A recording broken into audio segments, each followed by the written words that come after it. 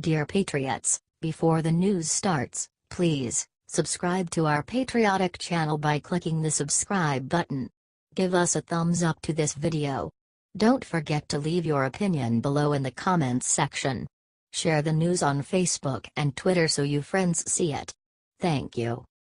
2 years after bashing him, this Saudi prince learned why you don't mess with Trump. Something incredible has happened in the world and the dopey mainstream media hasn't picked up on it. Trump just won Big LEAUGE today. How? Here's how. Here is Alwaleed's tweet during the election. Tell me if you can see the pattern. Here is Alwaleed's tweet during the election. Tell me if you can see the pattern. Then Trump hit back harder like he always does. After Trump won, dopey Prince Bin Talal wrote him apology.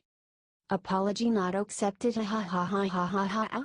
President Trump doesn't have any chill. Check this out.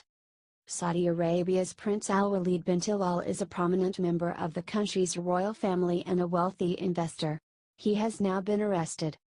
Saudi Arabia's King Salman just literally removed a host of prominent officials, including bin Talal. The Wall Street Journal reported that bin Talal was arrested.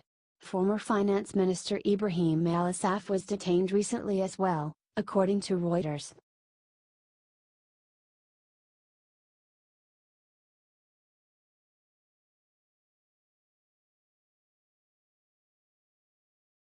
Liberals in Hawaii protest Trump visit, but the Japanese greet Ivanka with something amazing. Ivanka Trump just got the reception she deserves. Earlier this week, the Trump family began a trip to Japan that included a quick stop in Hawaii. When they arrived in the island state, they were greeted by protesters wielding signs that say aloha also means goodbye, a jab that signaled that their greetings were actually calls for him to leave. After they did leave, they were given a much warmer reception by the Japanese. Ivanka Trump joined her father on her trip to Japan, and a few fans crashed her meeting with Japanese Prime Minister Shinzo Abe. Watch. Japan loves Trump, signs read, but the photos on the signs weren't of our president, they were of our first daughter. This foreign reception follows many positive responses to Trump visits. While Americans are busy protesting their democratically elected leader, the rest of the world loves to see the Trump family aboard. And they should. By making our economy great again, the Trumps aren't just improving America. They're making the world more stable, as well. Comment Japan loves Trump. And share if you would think Americans should honor our president like the Japanese. Unlike liberal Americans, the Japanese are making the Trumps feel loved and welcomed.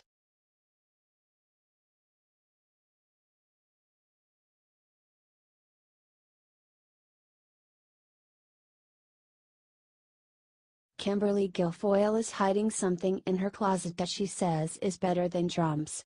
Ladies might agree. Subscribe. Kimberly Guilfoyle is a staunch supporter of Donald Trump, so much so that she was once in talks to become his press secretary, but that doesn't mean she thinks everything he does is best. During an interview with U.S. Magazine, the Fox News host claimed that she did one thing much better than the president. The interview detailed the contents of Guilfoyle's closet, which is filled to the brim with dresses, purses and shoes. Lots and lots of shoes. It's a necessary investment, Guilfoyle claims, because she sits on the five-leg seat.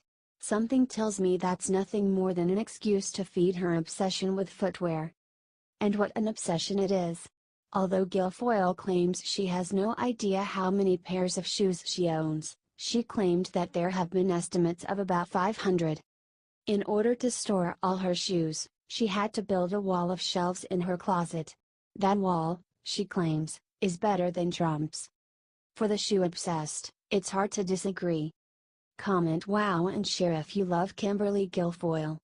She's stylish and loves our president.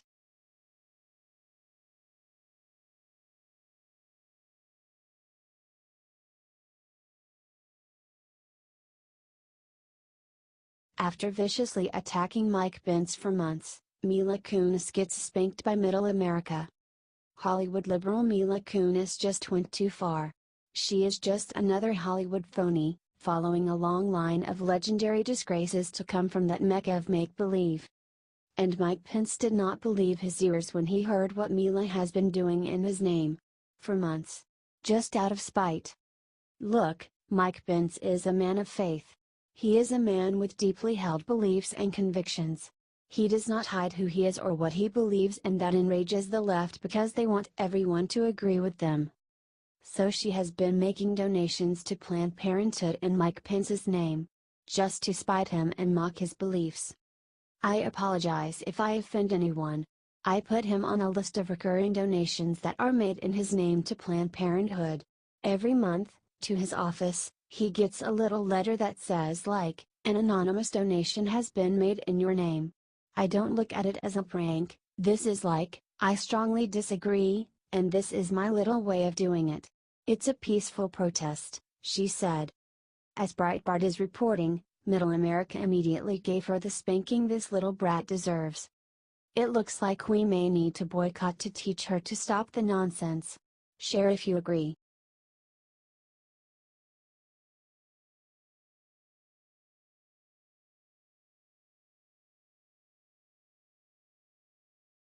Nancy Pelosi finally admits reason why Dems and turncoat GOP can't impeach Trump.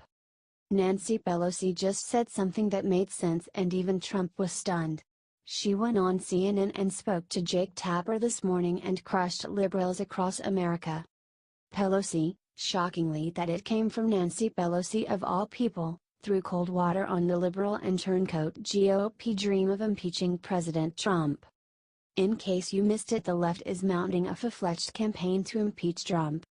They have introduced new measures in the House of Representatives that call for his impeachment, and a billionaire has spent close to $10 million on ads to whip the base into a frenzy. True, the Dems and turncoat GOP do not have the votes now to do it, and ad campaign does not impeachment make, but the threat is real for one reason.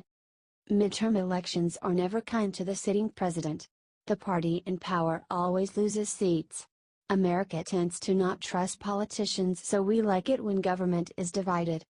It keeps their greed in check. So the Dems, knowing history is on their side, are waiting for the House to flip to, as Lindsey Graham said, to immediately impeach Trump. And the turncoat GOP will join them, or so the liberal dream goes. It is a real threat, and it could happen, and every single liberal in America is waiting for the first day of a new Dem-controlled House. But according to Pelosi, they are waiting in vain. She told Tapper, "I believe that whatever we do, we have a responsibility first and foremost to unify the nation. Second of all, you can't go down any path without the facts and the law. But it's not someplace that I think we should go," Pelosi said.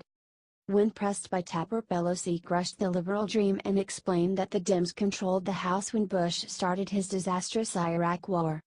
It was shady from the get-go, and history proved Trump right by exposing the reason Bush went as a fraud. She explained that if anything would be a high crime and misdemeanor worthy of impeachment, it would have been that. What could be worse than that? Pelosi said. Correct. We have precedent and rule of law in this country. Bush was not impeached. That is a precedent that will hold, and unless the Dems or the establishment GOP can show Trump starting an illegal war that almost destroyed the world and unleashed terrorism on the entire and added trillions to our debt, Trump is in the clear. Share if you agree.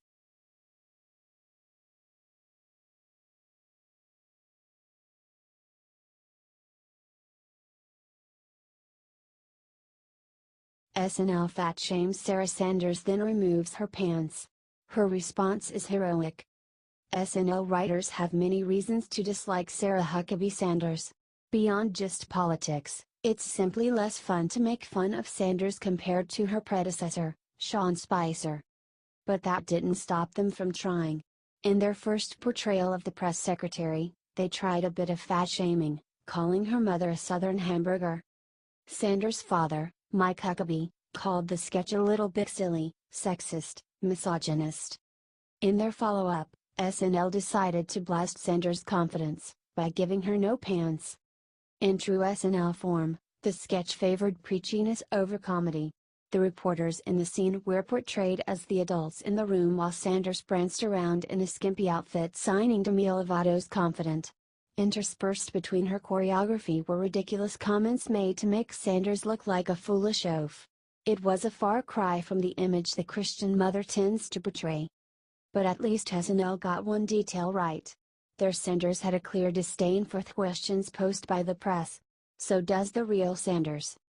She also doesn't seem to care about the show's nasty portrayal. During its airing, she was busy honoring our military in Japan with Donald Trump. Confident, indeed. Comment she's confident and share if you love our confident press secretary. It's not bad that she believes in Trump. It's amazing.